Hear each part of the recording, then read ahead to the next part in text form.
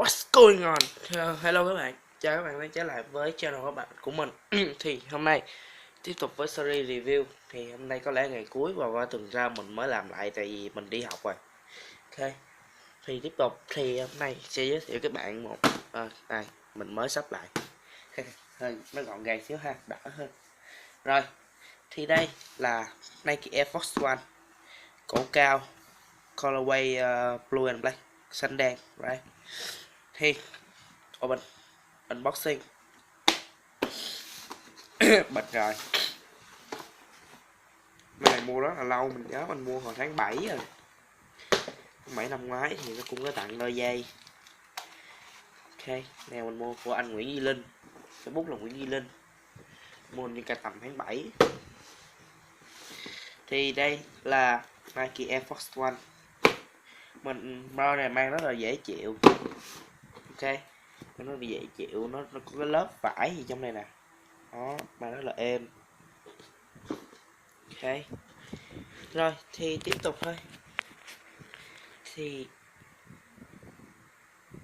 nó rất là đơn giản và cái đế của nó bự lắm, đế nó mang đi đã lắm, nghe cái tiếng đã lắm, tiếng như mình mang mấy đôi ủng vậy á, đã lắm. Ở đằng sau là Nike Air, ở bên đây có cái dấu scoot Nike và ở đây cũng có cái dấu scoot bự nè. Con này mình mang rồi, dơ quá trời luôn, mang lâu lắm rồi, mang thường xuyên luôn á.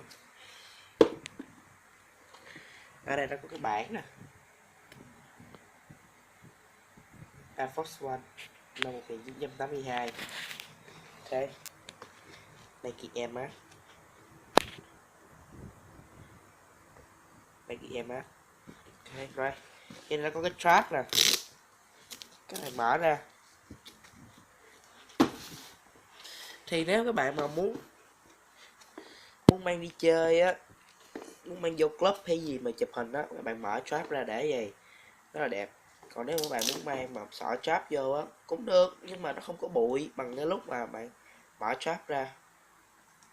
Ok, mở strap ra vậy nó đẹp hơn, nhưng mà mình thì mình mang đúng cái của nó luôn cho nó thoải mái dễ chịu. Rồi thì phối màu này rất đẹp. Hồi lúc đó mình định mua là mình mua cái đôi 1S này nè, 1S Chicago này nè, mà nó không hết hàng. Mình thấy nó này đẹp quá, đẹp quá, rồi lấy luôn này, em đi, em thích quá. Thì nó này mua với cũng là hàng fake, thì mua rất là rẻ thôi, tại vì như mua lần đầu làm quen. Ok, mua của anh Nguyễn Duy Linh đó, các bạn nào muốn thì lên tham khảo.